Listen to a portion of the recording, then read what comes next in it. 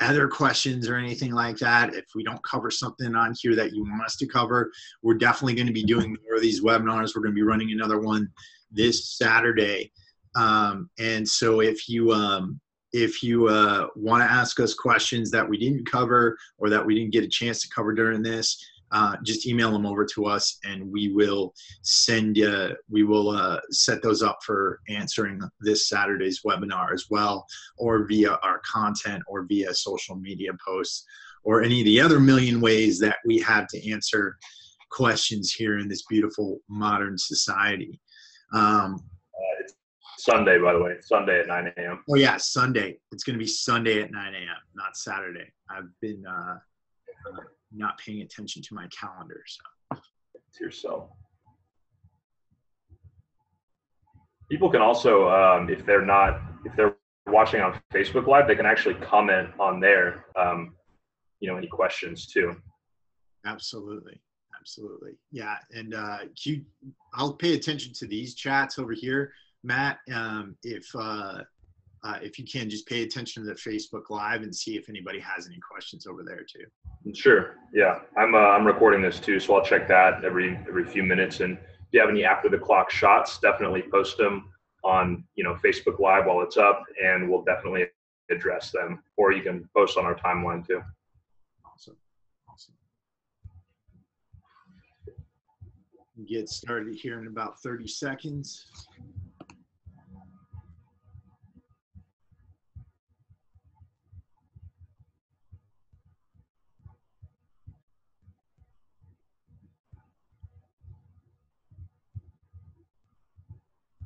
And yeah, we're also recording this too, and I'll send out a recording to everybody out there after this comes on. Thanks for joining us, David. All right, well, let's get started, guys. I'm going to put this into presentation mode. I'm also a technological fool, so if at any point I screw up during this, you can make fun of me as much as you want. So you can also make fun of both of us as much as you want anyways. Yeah. Directed toward Matt. Matt is the person to make fun of. Anyways, guys, welcome to the webinar. The title of this webinar is "What's the Deal with Ketosis?" You've been hearing a lot about ketosis, probably in the media. If you're a fan of podcasts, Tim Ferriss talks about it quite a bit. He's had ketosis experts on, like Dominic D'Agostino, to talk about exogenous ketones and about the benefits of ketosis for things like cancer. Tim actually healed himself from Lyme disease with a ketogenic diet. And a lot of people are talking about it for its ability to make you perform better physically and mentally. A lot of people up in Silicon Valley are very interested in it. We've had the Bulletproof Executive become more and more popular over the last few years with their Bulletproof coffee. And what we wanted to do was just kind of shed some light on things, because as with any diet, there's going to be a right way and a wrong way to do things. And questions come up. People are worried about the amount of fat they're taking in. People are worried about whether or not they're going to burn muscle. People are worried about heart disease. So we wanted to shed some light on these things, and we wanted to deliver some of the knowledge that we built up over the years in dealing with ketosis, both as trainers and as users. I've been using the ketogenic diet for quite a while, and so has Matt. And we've also been using it with some of our clients. So, and the point is that if you figure it out and you get it right, it could have a really positive impact on your life, both because you're going to be burning fat, because you're going to be feeling like you're better able to perform physically, but also because of the effects it does have on your mind and your cognitive clarity and your ability to think and your ability to have energy throughout the day. And a lot of people, in this day and age, they're coming up on 2 o'clock and they're so tired. By the time they get home, they don't feel like doing anything. And my experience with ketosis is that I don't have those kinds of lulls. I feel so much better throughout the day. And I feel like I have more energy to do things, the things that I want to do with my life. And so part of this is also encouraging people to live their best lives. First thing, if you don't know us, and if you're not Gabe Shumway, who we were just talking about how amazingly good looking Gabe Shumway was, it's just a joke, but he's really good looking. He's just one of my Marine buddies, so we like to talk about him. But you're probably wondering who the hell we are. My name's Chris Albert. I'm an international fitness coach. I've had clients from around the world. They've included YouTube celebrities, pro athletes, pro bodybuilders, and I'm an expert in body composition change, performance, and nutrition for autoimmune disorders. I'm an NSCA and NASM certified trainer and sports nutrition specialist, and I co-founded a little gym down in Long Beach called Metroflex Gym Long Beach, and that's where I got to coach guys like CT Fletcher, Mike Rashid, a bunch of IFBB pro bodybuilders, fighters, and some NFL players. So I've been around the block here in the fitness industry. I've seen a lot of different things, some things that have worked, some things that haven't worked. I've done some good things. I've done some bad things. I've helped a lot of people, and I've also made some mistakes. And over time, you tend to learn a few things from that. Those are just cool pictures of me. And then Coop, you want to introduce yourself? Yeah, my name is Matt Cooper, but you guys can call me Coop. All my friends do, and it's at the point now where when I hear the name Matt, I don't even turn. So I'm a certified nutritionist, I'm a trainer, researcher. I think that one might be first and foremost, and biohacker. So I've been in the fitness industry and health industry for a little over a decade. I got my start, honestly, in the nutritional supplement side where I still reside. And I just sort of kind of stumbled into it after like my more like academic career in athletics, if you want to call it that, wrapped up. And from there, I actually became, really good at body transformations, helping people get fit, training athletes, things like that, things that I still work on, and nutrition for them too. I wound up actually going through a really, just, a little bit about my why, really hard time in my life, from experiencing loss to a lot of financial troubles, a relationship, with someone I thought I was going to marry too, among a lot of other things. I was really depressed. It was a really tough time in my life. And I also wound up getting a ton of chronic health issues relating to hormones, blood sugar, inflammation, my nervous system, some genetic predispositions that I didn't really know I had at the time. And so I kind of wound up having mainstream health and fitness, for lack of a better word, kind of fuck me in a lot of ways. And that's what led me to, as Chris would put it, change out of desperation instead of inspiration. So those are the two reasons that most of us change. And I wound up becoming this like geek researcher and having to learn a lot about, more like the paleo movement, preventative health, autoimmune conditions, functional medicine. And then by that mechanism, I had this other side where I was like really good at training, athletes and more like traditional fitness. And then on this side here, I have, more of that health functional medicine background. And I'm kind of at a situation now where, the extremes inform the medium. And so because of that, I really just try to help people unlock their hidden potential that's trapped inside poor health. I try to take a panoramic view with everything too, because I also don't think that anybody has any sort of like chronic health issue without having some sort of like blockage in their life or some sort of like trauma as well. So anyways, through that, I sort of have a lot of interdisciplinary research, and I'm always trying to come up with, I guess you would call it, researcher in search of best practice. I do nutrition, health, and fitness seminars. I've done those for quite a while, including at some universities, some schools, some athletic teams. I actually do it and also do some health consulting, more hands-on in the substance abuse and addiction community. I'm still in the nutritional supplement industry, as I mentioned. I do some health and fitness writing, including some stuff that's been on bodybuilding.com, some stuff that's been distributed in national print through Max Sports and Fitness magazine. And I train and consult, of course, still as well. Awesome. And that's Coop doing a selfie there. And then there's Coop teaching. I like to get on Coop about the selfie just because despite being in the fitness industry for over a decade, you will rarely see a shirtless photo of that guy, even though he's in great shape. And I commend him for that. That's awesome. It's rare for this day and age. So, yeah, I'm a low key brother, man. Low key brother. So why do we care so much about ketosis? And I want to get a little bit more into my story here. I served in the United States Marine Corps and got out. God, it's over 12 years now. And when I got out, I got diagnosed with a disease called ulcerative colitis. Now,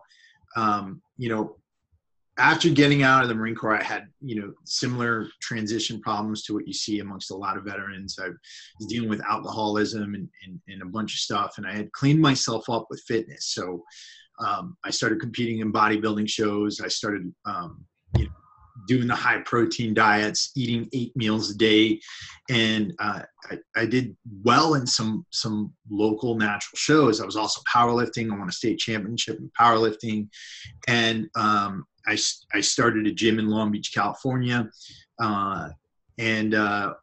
During that process, all of a sudden my system went haywire.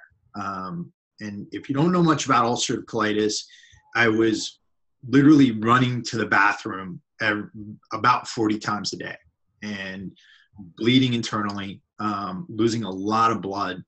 And after I'd gotten diagnosed with ulcerative colitis, I was actually thankful that I didn't have cancer, because I was under the assumption that I was going to die, because I literally, and not to get too graphic with you guys, but I'd get up, I'd look at the toilet, and it'd be red, like bright red with blood. I lost about 30 pounds. I was very, very skinny, and I had to figure out a way that I could still do what I love doing, which was training and building muscle, but to do it in a way that it wasn't going to keep tearing my system apart. I started kind of by accident. And the way I started was, I said, everything I'm doing to myself right now, eating 8 meals a day, every time I eat, I have to run to the bathroom like 10 times. So I took it down to one single meal. And that meal was some grass-fed beef, some coconut oil, and some vegetables. And I said to myself, I thought immediately I was going to lose muscle. I thought I was going to be down to 130 pounds in a couple of months. And, I did it, and my system started to really start to feel better. Now, because I was having success with that meal, I decided that all of my meals were going to contain nothing but some fats, some vegetables, and maybe a little bit of protein. And after a couple of weeks of doing this, I was a little bit tired at first. I was getting hungry. But after a couple of weeks of doing this, I wasn't hungry anymore. I was feeling amazing. I was getting all my work done. And when I went into the gym, my lifts started actually going up. And then after a while, I started looking in the mirror, and I was like, well, I'm not losing any muscle. It actually looks like I'm gaining muscle. And you have to remember, at the time, in the bodybuilding industry, nobody was really doing anything like this. I mean, there had been stuff that had come out before, like Dan Duchesne's Underground Body Opus, but everybody thought Dan Duchesne was a psychopath. There was, Mauro Di Pasquale's anabolic diet, but I didn't actually understand how or why this was happening to me. And that's when I really started doing research into this. I was able to put myself into remission for 2 years with my ulcerative colitis. I've had flare-ups since then, but I've been able to take myself out of them a lot quicker without the amount of suffering that I went through back then, and without that much weight loss. And I was able to eventually compete and get very strong by using this methodology. And the more I learned about ketosis, the more I was able to perfect it, and the more I was able to adapt it to my purposes. This over here on the on the left-hand side, this is the last show I competed in. And in that period of time, I was only eating 60 grams of protein per day. I was eating about 200 and 230 grams of fat per day. And I was eating very little carbohydrate. And then over here, this is a picture of me front squatting. While I was in a ketogenic state, I was able to train and lift very heavy, even on days when I had been fasted for a while. There's a story where I actually went out to Electric Daisy Carnival in Vegas, which is a rave, guys, you know. But when you go to one of those things, you don't eat much, and basically you're surviving on water and like very minimal food, and you're dancing all the time. You're out in the hot desert sun. I came back from that trip, and that day that I came back, I went to the gym, and I had a PR on the front squat at 385 pounds at a body weight of under 200 pounds. So it was very, very beneficial to me. But again, like I said, at first I didn't understand why. And it's actually because when done properly, when you structure your diet in the proper way, when you do a ketogenic diet in the proper way, it can actually make you feel like you have superpowers. It could give you so much endurance. It could give you so much mental energy. And it could give you actually, I mean, when I'm in ketosis, I actually feel like I'm living life better. And that's one of the reasons why I'm a big advocate for it. And there's a lot of awesome recent research that has come out. There's studies like the one recently done by Dr. Jeff Volek and his team at UConn. Dr. Volek's at the Ohio State University now, but before he left, he did a study with extreme endurance athletes, and half of them were fat adapted, and then half of them were still glucose burners. And he put them through, I think it was a 3-hour run on a treadmill. And what he found was that the fat adapted athletes actually had a higher rate of fat oxidation, meaning they had a steady supply of fat for fuel, while the glucose burners had to use glucose, and they were burning out a lot more quickly than the fat adapted athletes. He also found that the fat adapted athletes actually retain glycogen as well or better than glucose burning athletes. That means that despite the fact that fat was the primary fuel, they still were able to retain a lot of glycogen, which means that they were able to be able to have better access to their muscle strength during that time period. And this is all found in Volek et al. In 2016, Metabolic Characteristics of Keto Adapted Ultra Endurance Runners. So what we're finding is that not only can ketosis help you with burning fat, it can actually help to seriously increase your physical performance, regardless of what type of athlete you are. And so this means that ketosis can lead to steadier energy, it can lead to more strength and strength endurance, and better muscle retention during periods of fat loss. And what I mean by that is, like, if any of you have ever competed in bodybuilding before, especially at the local level, you watch the guys who have done the very low fat, high protein diets. They spend the winter bulking up, or their mass season bulking up, and they put on a lot of mass, but when they diet down, you're not seeing a lot of muscle there. In my experience with ketosis, you retain a lot more muscle when you diet down, which means you're going to look better, and you're also going to feel better, and you're going to feel more strength. But inevitably, questions come up about ketosis, and people ask, what about high cholesterol and heart disease? What about getting fat from eating too much fat? What about losing muscle from not eating carbs? And what about feeling like crap because I'm not eating any carbs? And we're going to go through all that with you today. One of the things about cholesterol, and this is a big question that comes up, because when I tell people I eat 200 and 230 grams of fat per day, people are inevitably saying, dude, aren't you worried about heart disease? Aren't you worried about high cholesterol?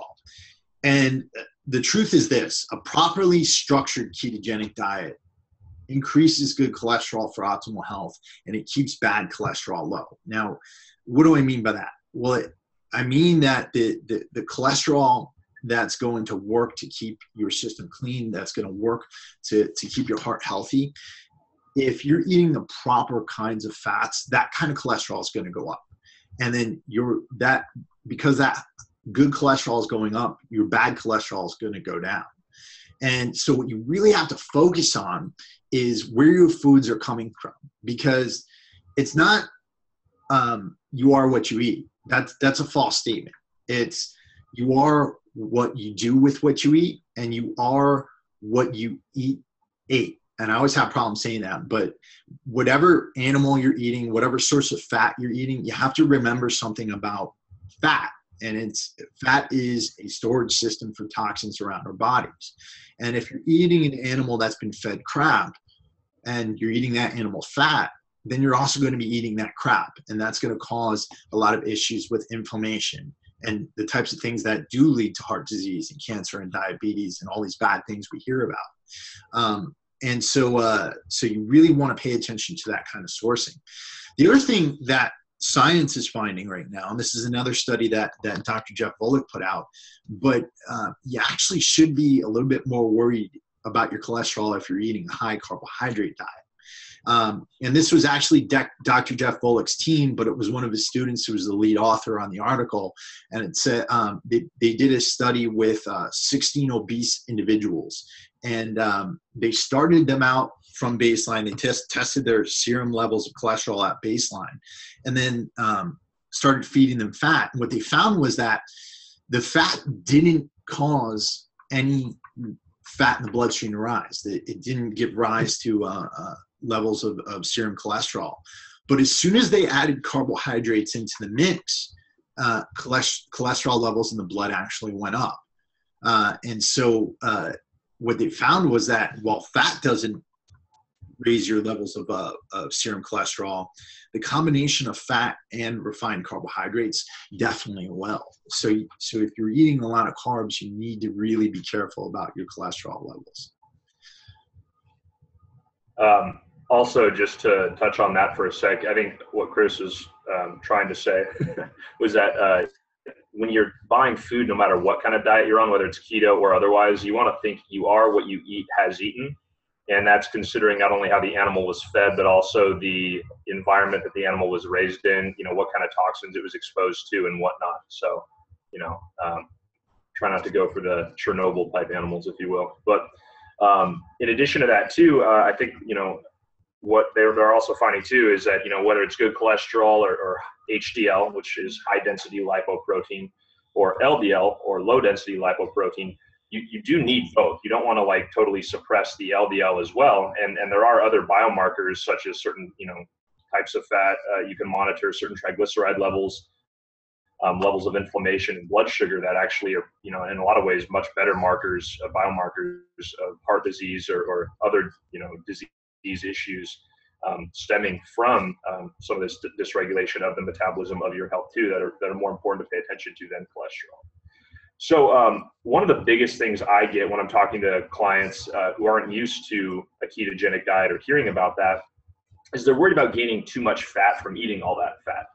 They think dietary fat is equal to actual tangible body fat, and that simply isn't the case.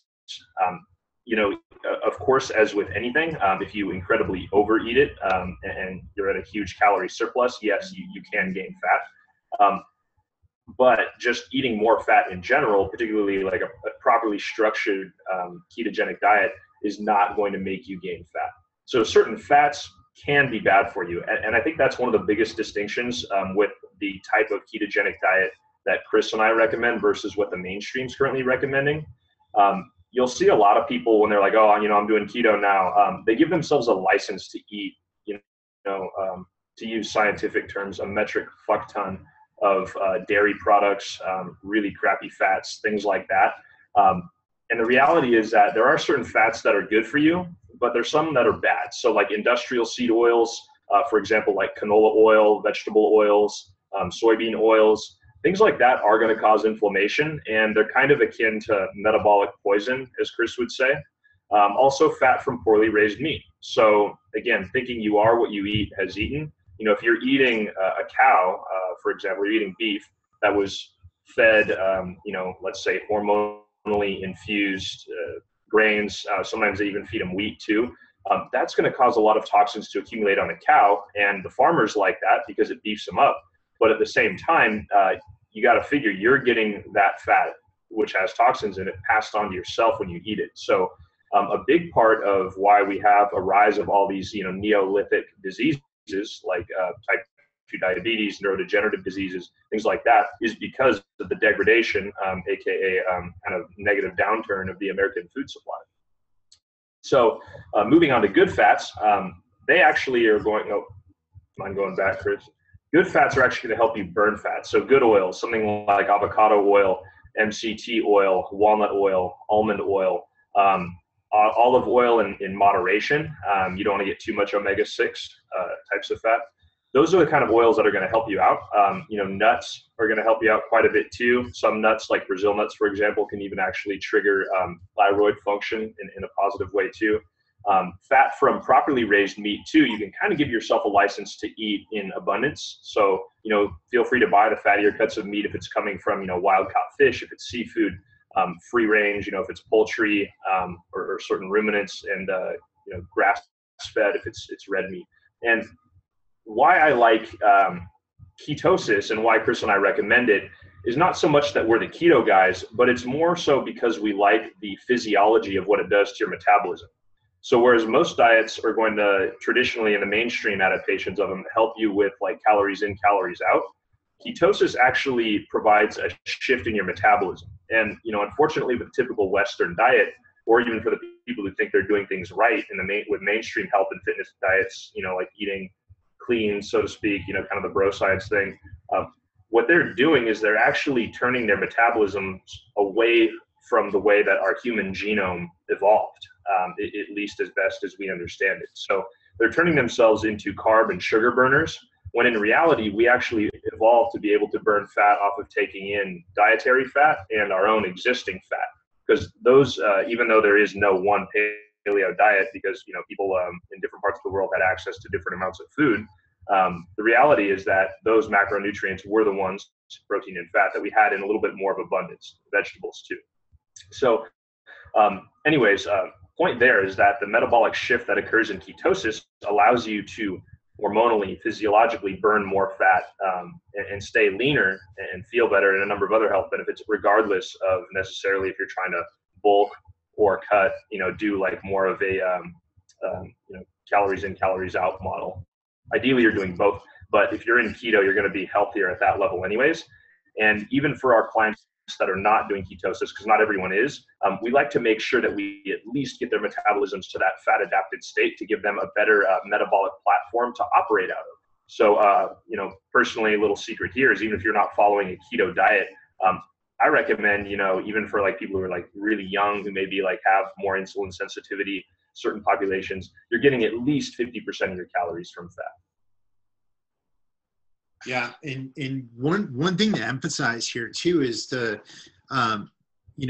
idea of carbohydrate storage. You feel about 2,000 calories of storage in your muscle cell as far as glucose is concerned.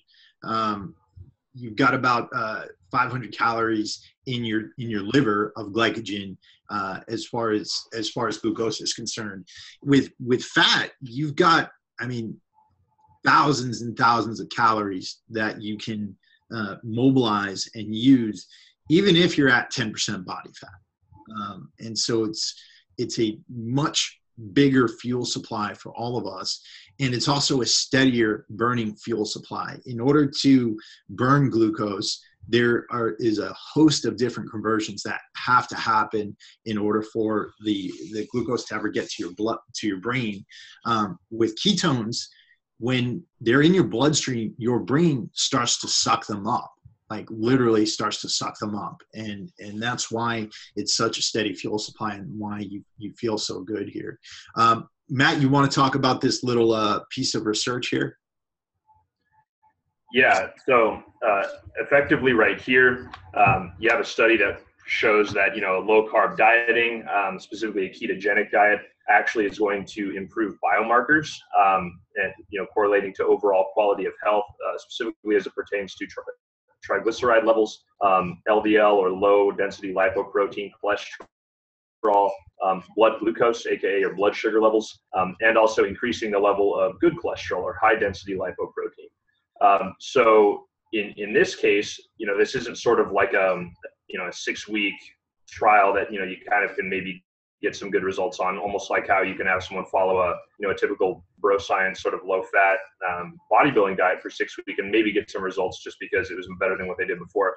This is actually a study that demonstrates long-term therapeutic use and successful adaptation to a ketogenic diet, which is actually leading to a lot of positive changes in overall health, not just body composition too.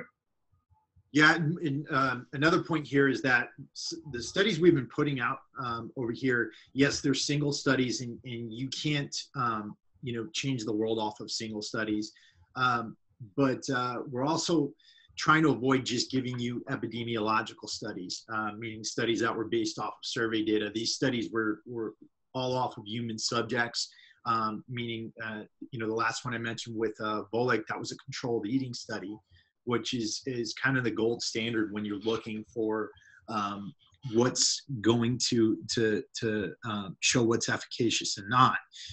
With the epidemiological studies, which have been demonstrating over the past 5 years that there is no relationship between dietary fat intake and heart disease. But the thing about the epidemiological studies is that there's a lot of methodological problems that can be involved there, as far as, everything from the way the surveys were given, the way the data was collected, to the models used to create coefficients and the results. So what we're finding here is that both in the epidemiological meta-analyses and in the human subject studies, we're seeing confirming results here. I think another thing too, just as we're moving on, it's important to have studies to, validate the science, but you also kind of have to have that fluid intelligence too. It's not just about remembering what does what, and kind of living in this black and white randomized, 12-week study, no variables, controlled variables world. The reality is that's not the case.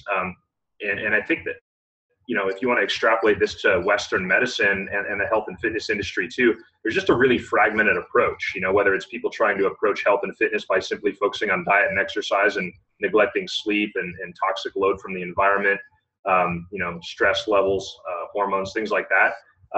Or something like this, where it's like you want to ideally have that fluid intelligence where you can actually connect some dots too and say, all right, well, we know this, and this was demonstrated here, but we also know this, and then connect some things too to, what I say is I try to get people to think in constellations. So understanding how things are the way they are, and not just remembering, oh, well, here's a black box theory where we put in this and we get this output, but what's really going on in here?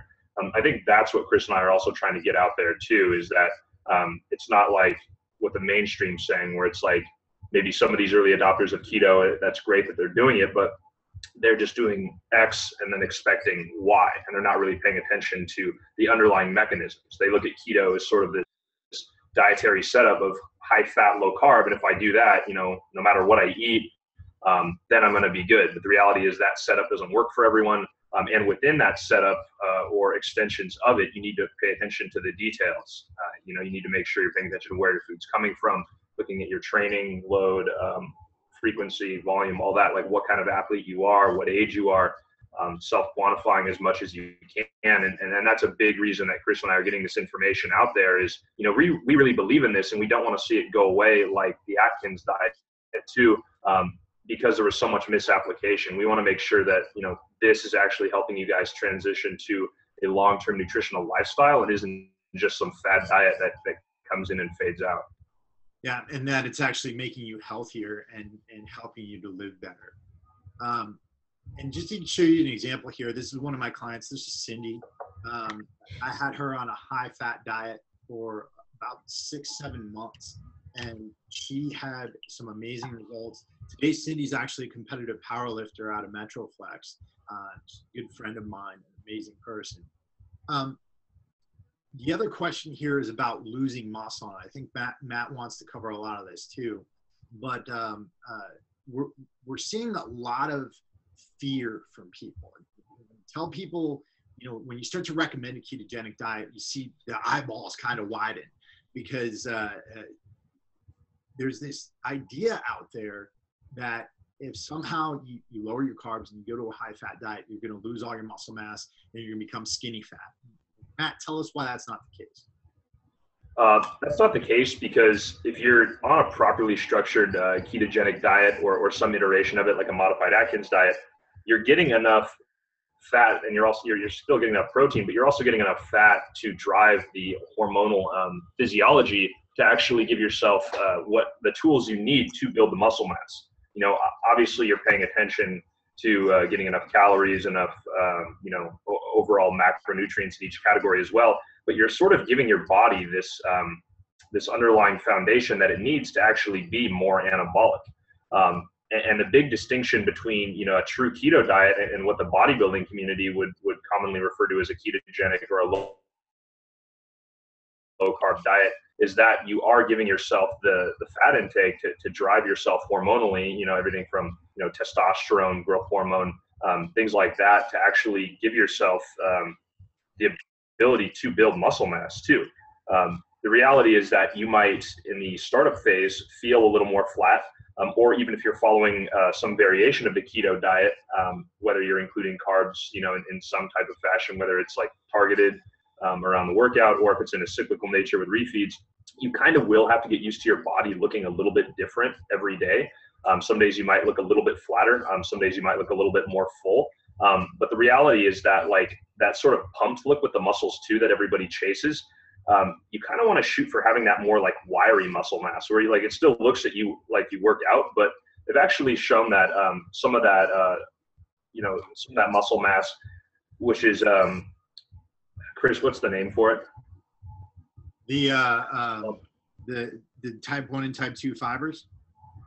No, it's sarcoplasmic muscle mass. Sarcoplasmic hypertrophy, yeah. Yeah, sarcoplasmic. That's where it's more like you kind of have that more bodybuilding style pumped look.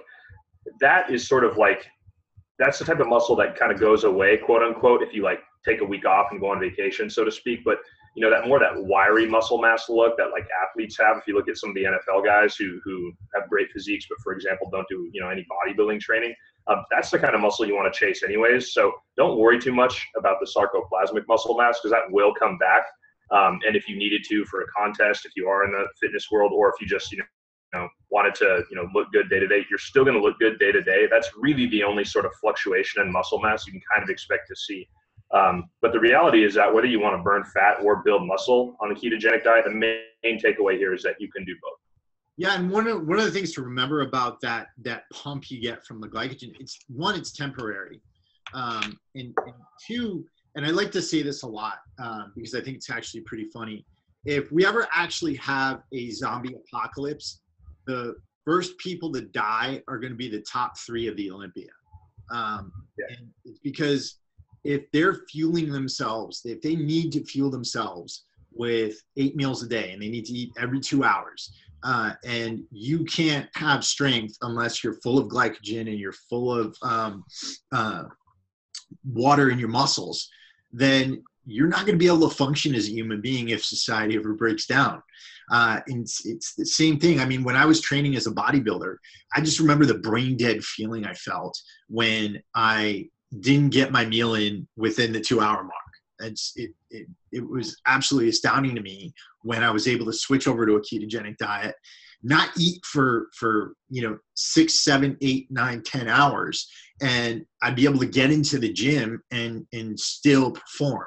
And not only that, after a while, I was still getting the type of hypertrophy that I wanted off the ketogenic diet. And that was amazing to me, to be independent of that grind of just putting food through my system every couple of hours. And not only that was able to give my system enough time to rest. So I was reducing inflammation throughout my body. And after a while, my joints started feeling better. My brain felt so much better. And I felt like I was 10 years younger, because bodybuilding ages you after a while, especially if you're eating like that. And just to, for those of you who are concerned with losing muscle mass, there's been quite a few studies, including the one we've got here, that have demonstrated that the ketogenic diet is actually beneficial toward muscle mass and not detrimental at all. And one thing you should take note of is that the ketogenic diet has actually been used on cancer patients to prevent muscle wasting. It's also been demonstrated to actually increase lean body mass as well, or better than lower fat, higher carbohydrate diets.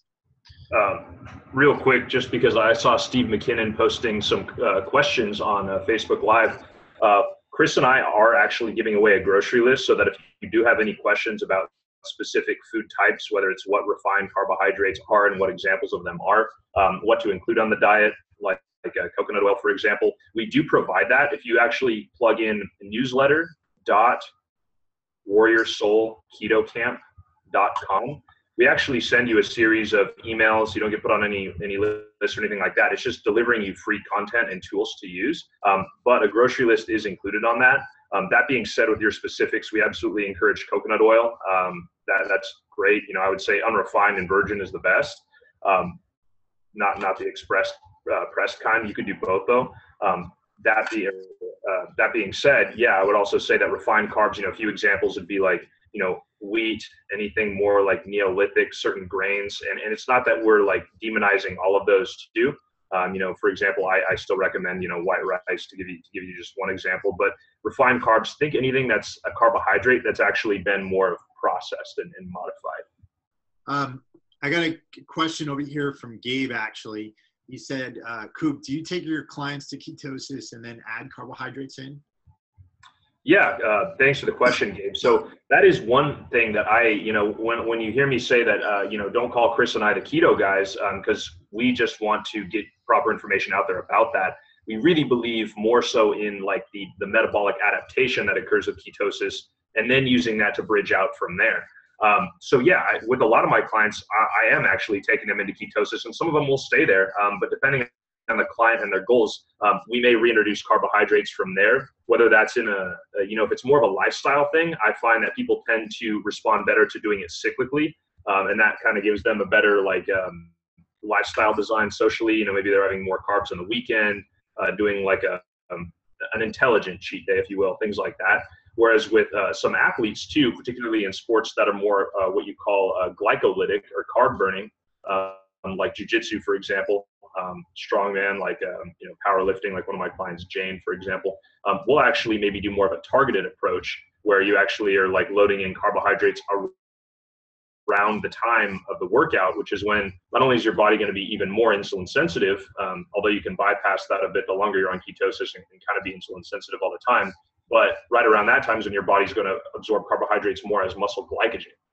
That's what timing it with the insulin sensitivity does. And in addition to that too, you are clearing out in that type of training what stored carbs you do have in the muscle mass. So that's when you're successfully refilling them to actually replace that, rather than keep the carbs elevated in your blood sugar, which might be the case if you were just sort of sitting around chilling.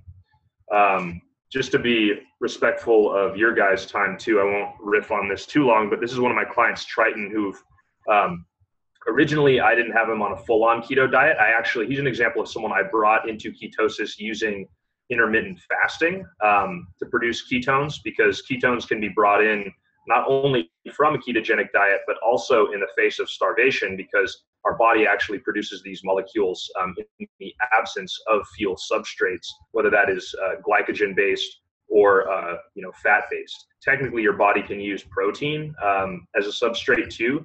You just don't want that to be the case, ideally, because it's hard on the body, that it actually can fast forward your aging. But Triton these days is on a variation of the keto diet. I would say more like a modified Atkins diet, if you will, where we kind of cycle carbohydrate levels, cycle overall calories, and he still does the intermittent fasting too. But yeah, this transformation here in particular is this one right here is about 3 months. Although I would say if you look at the picture number 1 to 3, he got there in about 6 to 8 weeks. So sometimes keto eating can actually unlock a lot of these really good genetics a lot of people don't think they have. Yeah, absolutely. And something you mentioned there regarding the protein too. One mistake people make is in thinking that the ketogenic diet is a high protein diet, and it's not. And you know, another big thing that people get wide-eyed at is when I say, this is going to be, a lower protein diet, and people get so scared of that. But the thing about protein is, if you're eating tons and tons of protein, it's not to say that protein's an evil macronutrient or anything like that.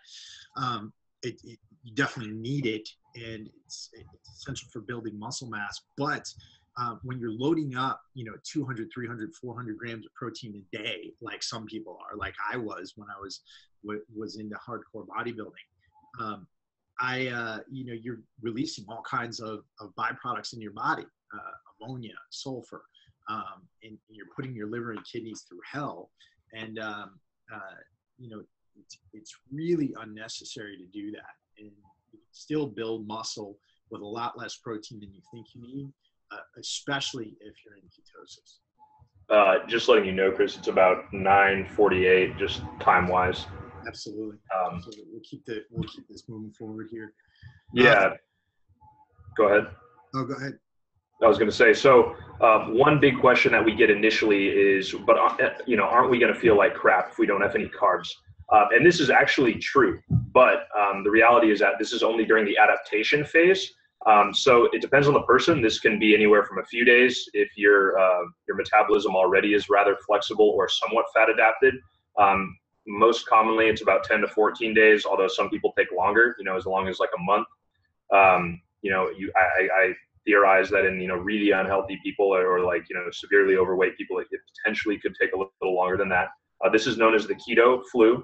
And during the adaptation phase of the diet, this is when you're going to feel worse. Long term, this isn't the case, but in that initial startup phase, it will be a little bit challenging. However, we also want to make the distinction that even if you're on a keto diet or a variation of it, or if you just want to like reset your metabolism and then sort of work outward from there, carb reintegration is also possible on various iterations of the diet. Absolutely. And once you're adapted, that's when you're going to feel a profound difference in, your up and atom energy, clean, consistent energy throughout the day, and just being able to show up more as yourself in your own life day to day. I think that might be the most profound part of the diet. Absolutely. That's my favorite part of it. So keys to success on a keto diet. Chris and I actually have a free rubric for keto adaptation that we put out in those tools in that flow as well. Again, newsletter.warriorsoulketocamp.com. So you can get our free keto adaptation guide. Basically, to restate, pay attention to food sourcing. You are what you eat is eaten. Ideally, you keep foods ancestral. What does that mean? Basically, nutrient-dense foods that we evolved to eat, or at least, we're all human. We're all going to, cheat. I have my favorite foods, but try to keep like at least 80%.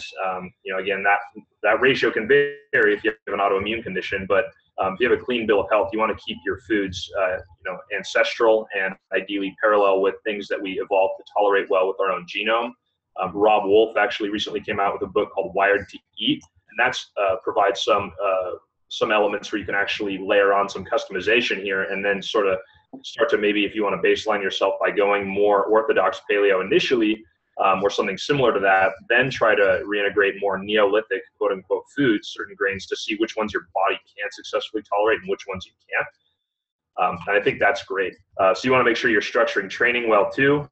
And in addition to that, you're following a set of macros, but you're allowing yourself to be perfectly imperfect so you don't bang your head against the wall. And that is one thing that keto dieting does, is it allows for more flexibility there.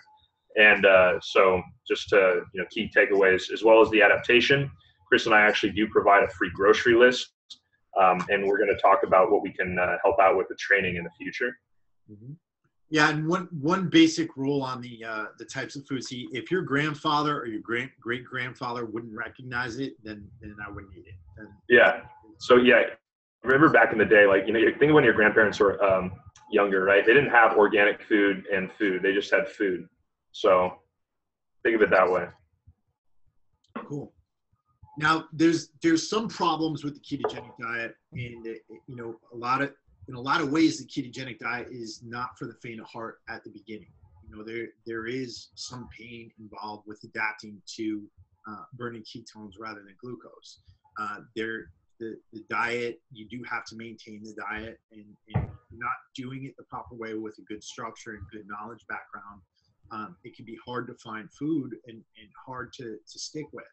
And there's a lot of misinformation out there about the ketogenic diet, both from advocates of the ketogenic diet and opponents of the ketogenic diet. And that's something to be aware of here. When we're talking about adaptation, these are some things that a lot of people will experience in the first few days of the ketogenic diet, and they throw some people off.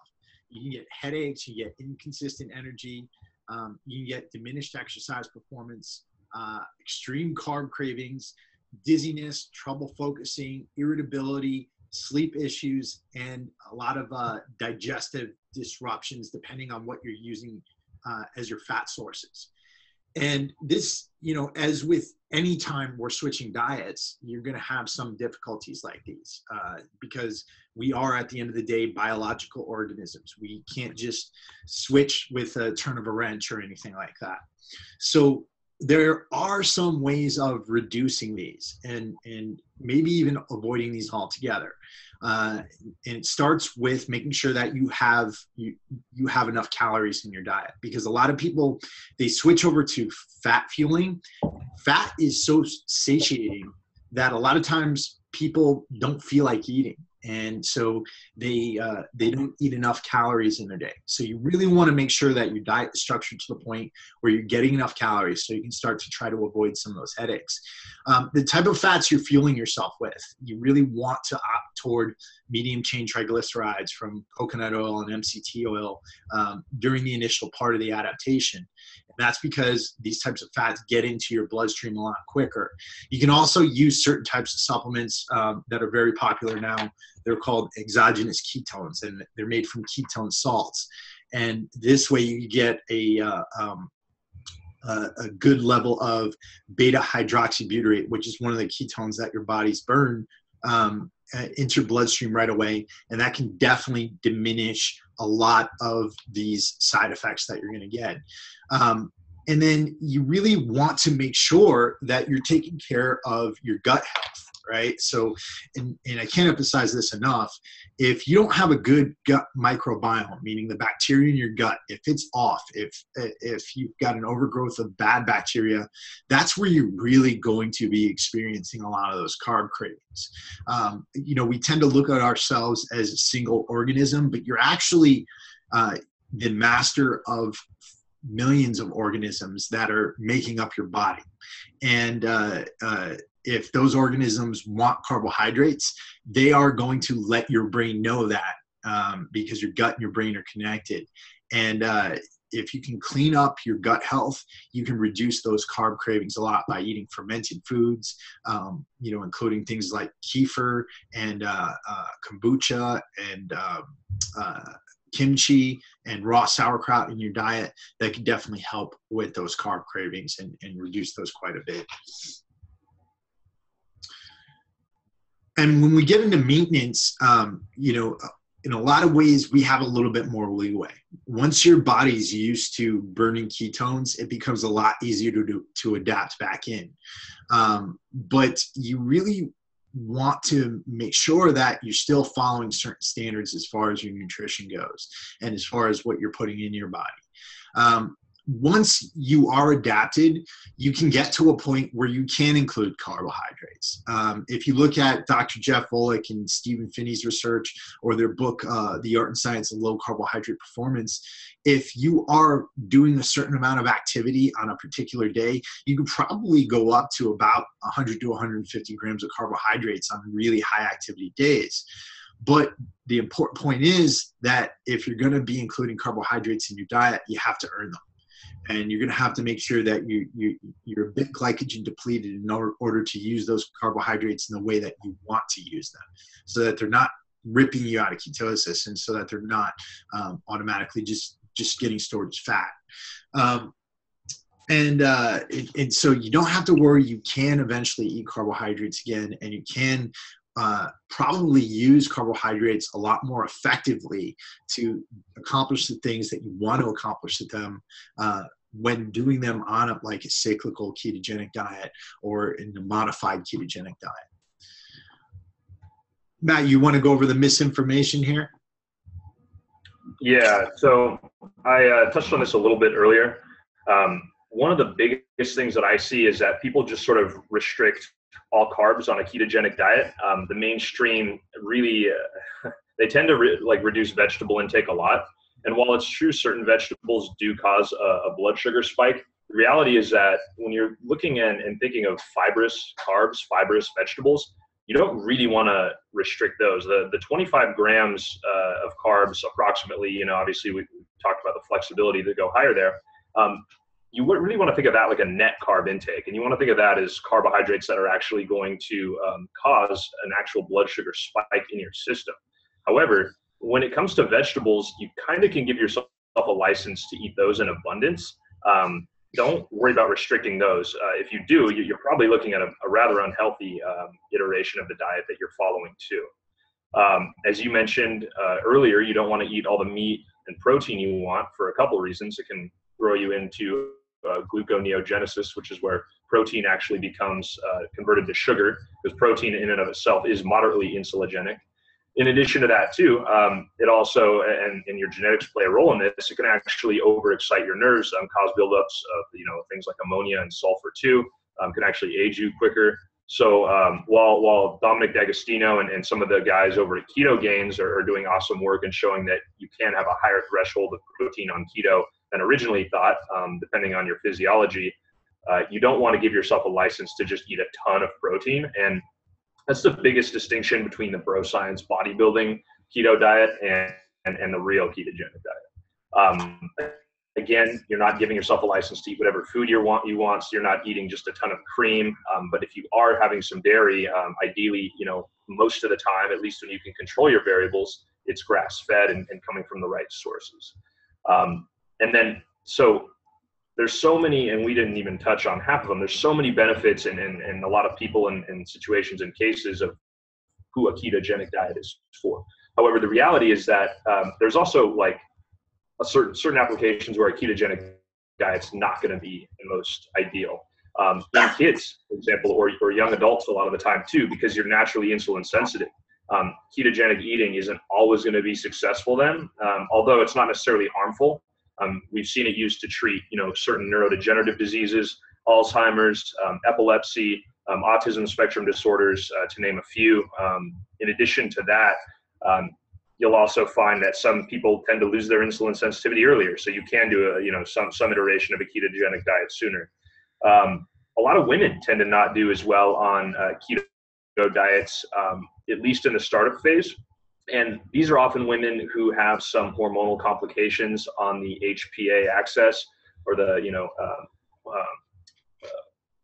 in addition to that too, maybe you're doing a lot of overtraining, things like that.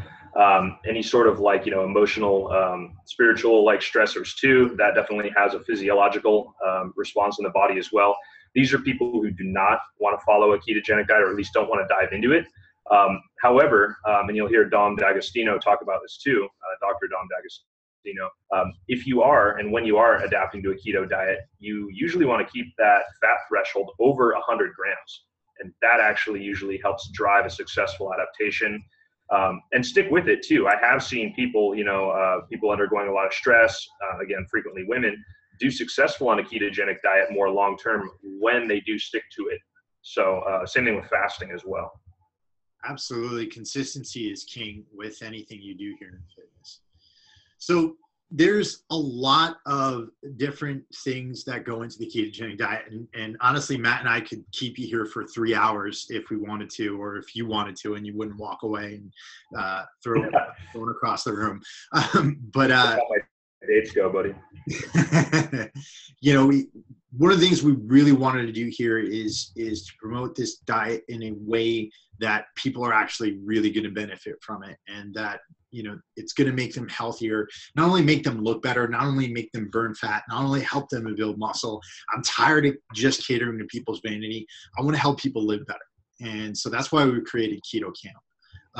Basically, Keto Camp is a fully integrated program that's going to help you to adapt and maintain ketosis in a manner that's going to fit your lifestyle, activity level, and goals. So we wanted to create something where, we're not just saying, dudes, go out there, grab that meat, grab that cheese, grab that bacon, eat as much of it as you want. Just make sure you're working out while you do it. That's not going to help you to live better. We wanted to create a full program that was going to include everything you needed, from, figuring out what kind of macros your body needs, figuring out what types of foods would work best for you. That's one of the reasons, if you look at our grocery list, it's separated into different sections. We've got our people who have autoimmune diseases like I do, might not want to eat some of the things that might be keto friendly because they might affect your autoimmune disease. And so we wanted to separate these things out and create a more personalized system for adopting ketosis into your life. And maybe, adapting in the normal way isn't going to work for you because you've got a job and you've got, all kinds of things to tend to, but maybe intermittent fasting might work better for you. So we included all this we've got a full course full of modules. We got a 130-page plus book.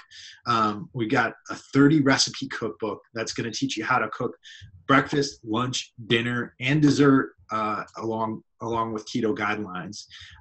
Like I said, our course is loaded with information, videos, and modules, and you get mentorship from us in our private Facebook group. It also includes complete training programs for both the adaptation phase and the maintenance phase, because during the adaptation phase, you still want to be moving, you still want to be training, but at certain points in the adaptation phase, you might not feel like it. And so you're going to be wondering what you can and can't do during the adaptation phase. So we wanted to clear that up for you. And we included 12 weeks worth of workouts with access to videos, instructional videos on how to do the exercises. We got a complete instructional dietary program for both the adaptation and maintenance phases. So we're going to take you step by step through adaptation, and then we're going to take you step by step for how you can maintain the diet indefinitely if you wanted to. And then we've got a complete supplementation guide and all the tools and things that you need to support your body during this process. If you're deficient in certain types of nutrients, it can seriously affect your ability to fight inflammation and fight free radicals in any diet. Right? And it's not just the ketogenic diet. And somebody asked me the other day, is the ketogenic diet healthy? And my response is it depends. It depends on how you do it. You can do any diet in the world. It could be the quote unquote healthiest diet possible. But if you're not doing it in the proper way, not supporting yourself in the proper way, not including the proper micronutrients in there, then you're not going to be able to fight off the free radicals. You're not going to be able to fight off inflammation, and you really want to be educated about what's going to be good for your body in each type of situation. And again, that 30 recipe cookbook, we've got a lot of amazing hits there. I love cooking. I love putting new recipes together. And one of my favorite things is coming up with new ketogenic desserts. And we've got pumpkin pie in there. We've got maple bacon cheesecake, some amazing things that don't have any sugar and minimal carbs in there that won't take you out of ketosis. You can have your cake and eat it too, right? No pun intended. Absolutely. Ha ha ha ha. Pun intended. Yeah. We've also got methods in there for reintegrating carbs. We're going to teach you how to use cyclical ketosis. Yeah, not to cut you off, Chris, but that's important too. You'll hear Dr. Peter Attia, Dr. Dom D'Agostino, Dr. Mike T. Nelson, Dr. Ben House. They're all doing a lot of really cool work promoting the metabolic flexibility. That's ideal to where you still retain your ability to properly store and utilize glycogen too along the glycolytic pathway, and you don't just become lipolytic, meaning a fat burner. So we definitely want to make sure that this diet is a win for all of you guys, and provide as much startup information as we can include on that, whether you're someone who's an athlete trying to restore health and vitality, and maybe if you're somebody who really is sort of like left with a lot of questions starting up a diet, like I mentioned earlier, a woman on the HPA or adrenal pituitary axis, things like that. We want to make sure that, your hormones, your situation does not preclude you from enjoying the ketogenic diet. Absolutely. And it's also important for your gut health too. Being able to digest different types of things, and including more variety in your diet. We're going to show you how to do that. We're also going to give you brain hacks, because I feel like the biggest benefit from this diet is going to be how you feel and what you're going to be able to accomplish and how you're going to be able to think. If you do it in the right way, you're going to feel absolutely amazing. We're going to teach you how you can use this diet to perform better mentally and to keep yourself in the game. And then, of course, like I said, we're going to give you membership in our private keto mastermind. That's where Matt and I will help to mentor you, help to guide you along in your journey on ketosis and getting to your fitness and life goals. And then the bonus here is, if you sign up today, we're going to give you a free consultation. That means we'll help you put together your macros. We'll get on the phone with you, and we'll help get you set on the path to where you want to go. And so altogether, this course has a value of over $800. If you sign up today, and we're not going to be holding this price for a long time, but if you sign up today, you're going to get this course for $99. That means you get the course, you get the full 130-page plus book, you get the cookbook, you get the free consultations, and you get all of the benefits that we've just included here just for you. So if you're interested in taking up this course, you can go over to www.warriorsouleducation.com/courses/Keto Camp. I'm going to keep this up here. I just want to see if there's any questions about anything coming up on Facebook Live or coming up on the webinar. So I'll add to what Chris said too. We kind of felt compelled, again, if you go back to our whys, to get this information out there to you guys, because it's, I don't know if you know this, but you heard Gary talk about this on our podcast, 1 in 11 Americans follow the Atkins diet, and the ketogenic diet's blowing up. We want to make sure that if you're going to follow it, you're doing it safe. That maybe you should or shouldn't follow it, depending on your situation. And in addition to that too, the awesome thing about the course is that, and also the mastermind group, is that it's a living document. So if something needs to change because research comes out that changes something that we know, we're not going to be the last guys saying that the earth is flat, like basically what Western medicine's doing, what mainstream health and fitness is doing. We want to be the first guys saying that the earth is round. And so we're going to always be updating what we provide you guys, whether it's, just free information, answering questions, going over research studies, or even updating and changing modules in the course. I guarantee some of the stuff and some of our understanding and things that we say right now are going to change in the future. And that's great. I'm not afraid of being wrong, because ideally, this whole journey is a practice, right? You're aiming to get better. So anyways, if anything does change, we're going to be updating you guys on that too. In addition to that too, we'll be continuing to do webinars, answer questions, and providing you guys with the latest research and assistance in the private mastermind group too. So that way we can make sure that the program is a win for you. Yeah, and just to show you again everything that's included here, we've got it listed over here on the page that I just gave you guys out. This is our full index here as far as the book goes. So this is the table of contents. It's got everything that's in there. Nice pictures of us, which is a bonus. This is the ketogenic cookbook right here. Cooking with Coop. Cooking with Coop. And Chris. And this is the course curriculum down here. We've got a whole goal planning section in here. We've got, whole prepping for keto adaptation, setting up your diet calculations. These are all the different modules that you're going to get in this course. Matt, did any questions come up on Facebook Live? Yeah, I addressed them earlier. Let me double check now again, just to see.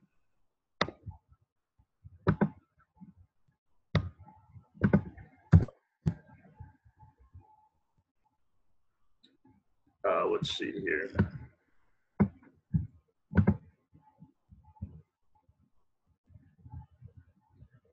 Nothing new, but if you guys have any after the clock shots, feel free to hit them, or excuse me, hit us with them, and we'll go ahead and take care of that after the fact. We'll also be doing a follow-up webinar on Sunday too. So food for thought, no pun intended. Yep. I got one last question here from Gabe, and he asks, how many weeks in ketosis before going to cyclical ketosis? Oh, yeah, I did see that. You want to take that, or do you want me to? Yeah, my answer is it really depends on the client, and it would depend on, have they been fat adapted before? And how long is their adaptation going to take? So, some people adapt within, 10 days. Some people adapt quicker than that. Some people take about a month to adapt. And so it would really depend on that. And the other thing is this: the longer you've been adapted, the better something like cyclical ketosis is going to work. So the better you adapt to burning fats, the better you're going to be at adopting cyclical ketosis. Do you have anything to add to that, Matt?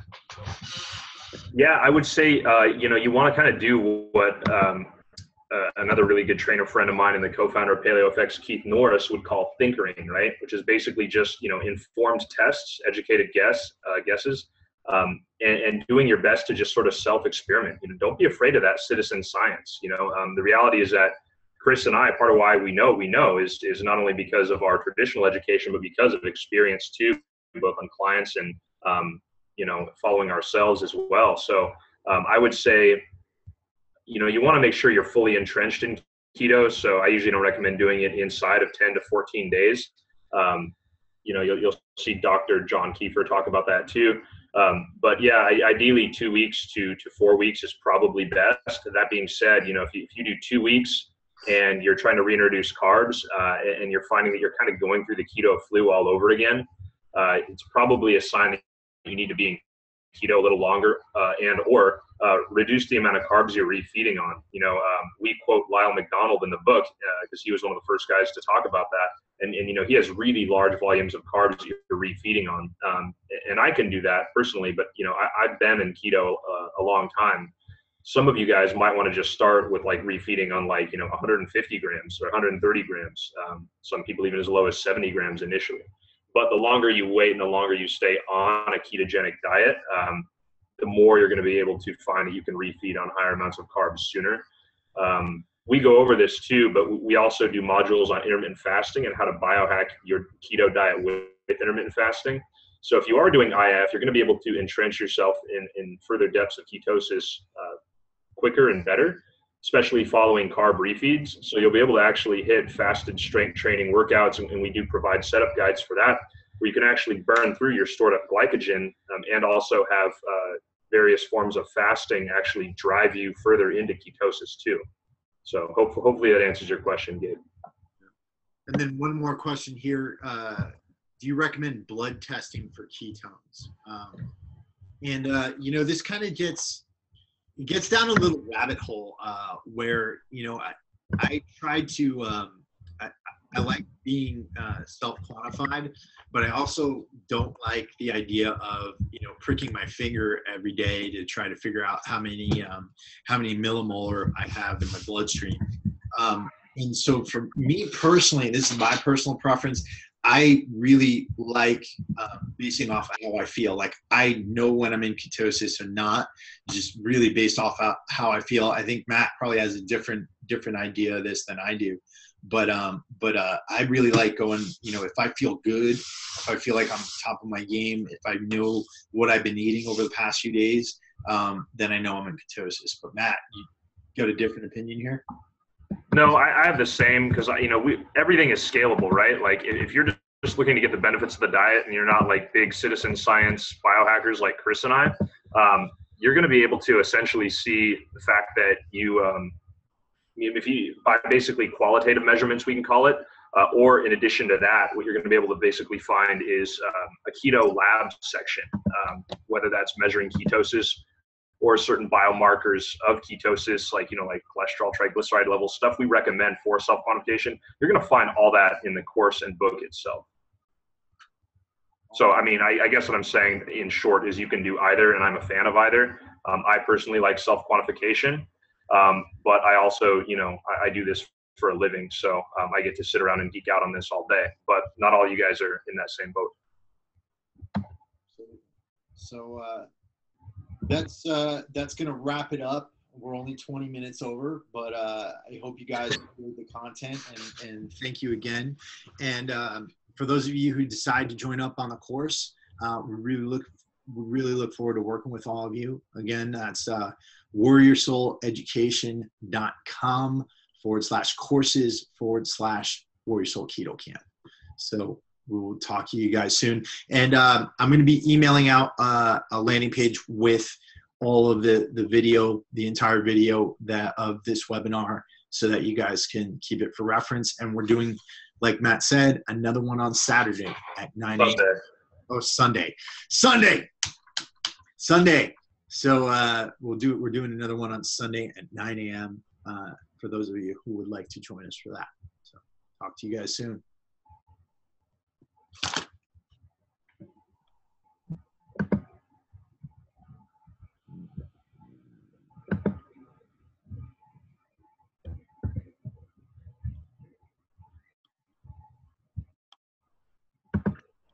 Oops.